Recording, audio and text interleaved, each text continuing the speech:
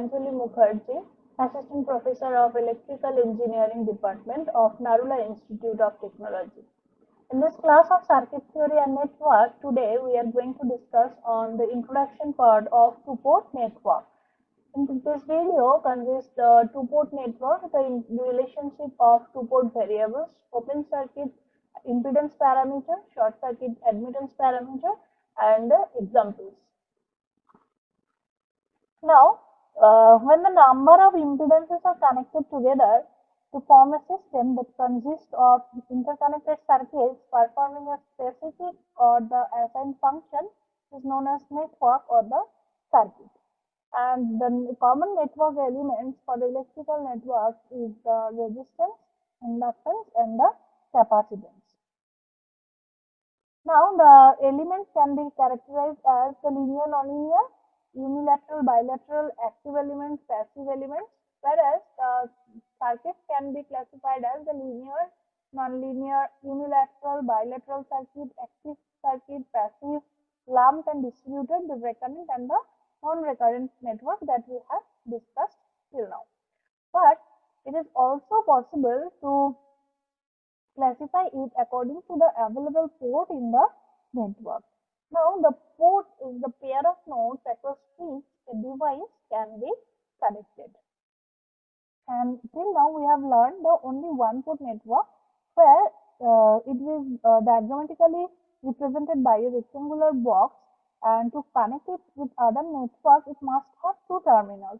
And the rectangular box can represent by one port or a two-terminal network. And any active or passive network having only two terminals are called a one-port network. Now, we are considering the two-port network. So, for the two-port network, we are considering this rectangular box which represents a network that consists of two pair of terminals. That means actually four terminals, where one pair of terminals can be designed as the input and other pair is used as the output, and it is called a two-port network or a four-terminal network. So, this is the representation of a two-port network, and in such network, this port is considered as the port 1 or the input port, and port 2 is considered as the output port, and the upper port is positive with respect to the lower port. Next is the relationship of two-port variables. So, to describe the relationship among the port voltage and current of an N-port network, N is the number of linear equations that is required. Now, for a N-port network, the number of voltage and current variables is 2n, and the number of ways in which these 2n variables can be arranged in two groups of n each is 2n factorial by n factorial whole square. So, there will be 2n factorial by n factorial whole square type of port parameters. Now, for a two-port network, if we put the n is equal to 2, then there are 6 type of parameters, and the common models are these 6, that is Z parameter or the open circuit impedance parameter, Y parameter or the short circuit admittance parameter, transmission or ABCD parameter, the hybrid parameter, and the inverse of hybrid parameter, which is also known as V parameter, and the inverse transmission parameter. And in this video, we will discuss on the Z parameter or open circuit impedance parameter and Y parameter or the short circuit admittance parameter. So, first consider the open circuit impedance parameter.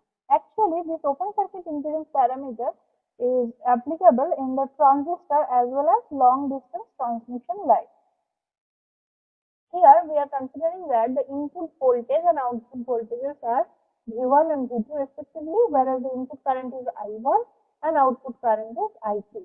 And V1 and V2 are expressed in terms of I1 and I2. And we know V is equal to impedance into current. So, V is in vector, so V1 is V2, and I is the vector, that is I1 and I2.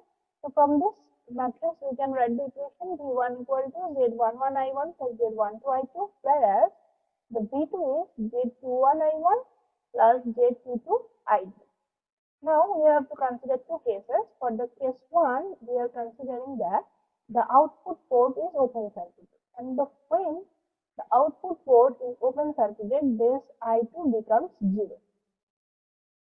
So if we put this I2 equal to 0 in this equation 1 and 2, then we can write down these equations like this: V1 equal to Z11 into I1, whereas the V2 is equal to Z21 into I1. Or we can write down that Z11, that is the ratio of V1 by I1 at the condition I2 is equal to 0, and it is known as the input driving point impedance. Whereas Z21 is the ratio of V2 by I1, and it is also at the condition I2 is equal to 0, and it is known as the forward transfer impedance. And if we consider the next case, that is input port is open circuited, then this I1 current becomes 0, and when this I1 current becomes 0, then we can rewrite this equation like this: V1 equal to Z12 into I2 and V2 equal to Z22 into I2. So from these two equations, we can find out the values of Z12, which is the ratio of V1 by I2 at the condition I1 is equal to 0, and it is known as the reverse transfer impedance. Whereas Z22 is the ratio of V2 by I2. Here also the condition is same, that is I1 is equal to 0, and it is known as the output driving point impedance. So next consider, this is the equivalent circuit.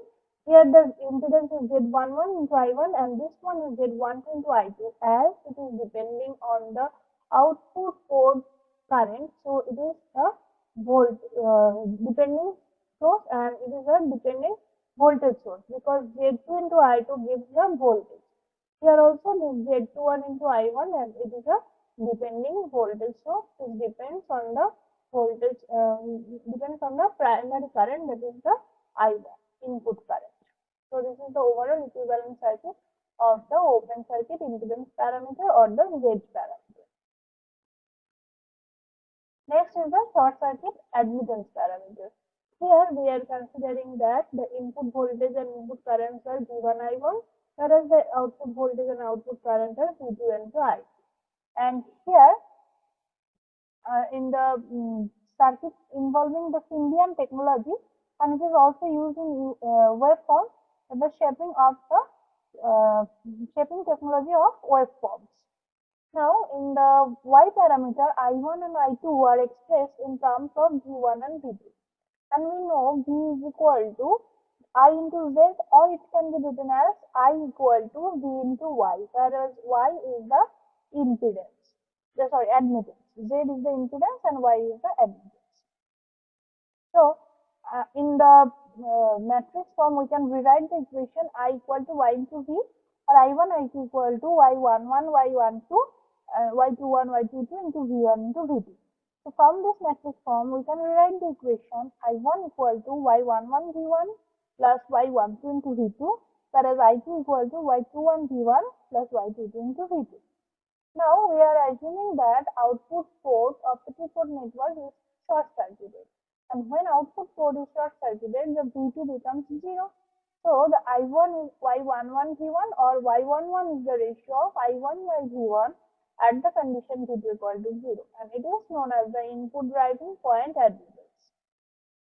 Whereas the I2 gives Y21 into V1, or Y21 can be written as I2 by V1 at the condition V2 equal to 0, that is known as the forward transfer admittance. And next we are considering that input port is short circuited, that is V1 equal to 0, and if we consider the V1 equal to 0, I1 equal to Y12 into V2, which gives Y12 equal to I1 by V2 at the condition V1 equal to 0, which is known as the reverse transfer admittance. And I2 is Y22 into V2, or we can say Y22 equal to I2 by V2 at the condition V1 is equal to 0, and it is known as the output driving point admittance. Let us take an example. For this given circuit, we have to find out the Z parameter. So to find out the Z parameter, first we have to consider the case when the output port is open circuited, and when the output port is open circuited, then I2 current becomes 0, and Z11 is the V1 divided by I1, and that is equal to R equivalent. So we need to find out the R equivalent, and for R equivalent we can say that this 30 is in series with 60, and both of these are combination of 30 and 60 in series are parallel with this step, which gives the R equivalent is equal to 9 ohm, and Z11 is the 9 ohm. And for this one, this V2 is equal to I3 into this 60, and I3 is the portion of current which is flowing through this 30 and 60 ohm, and this I3 is actually if we use the current divider rule, that is actually 10 divided by 10 plus 30 plus 60 into this I1. So from these two equations, we can find out that V2 by I1, that is equal to Z1, it becomes 6 ohm. Next, we need to consider the second case where the input port is open circuited and I1 becomes 0.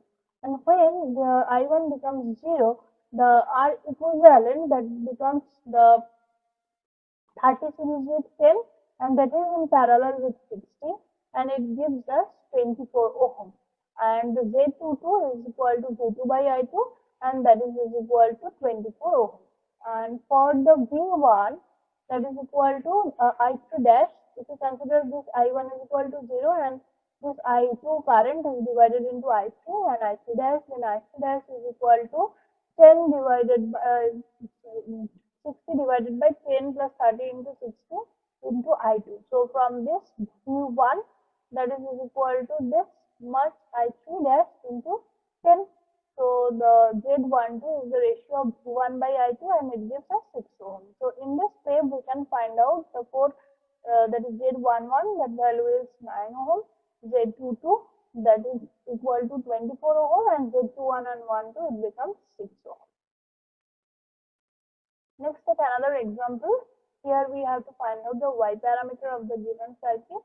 And for the first case, we are considering that output port is short circuited, and when output port is short circuited, the V2 voltage is equal to 0.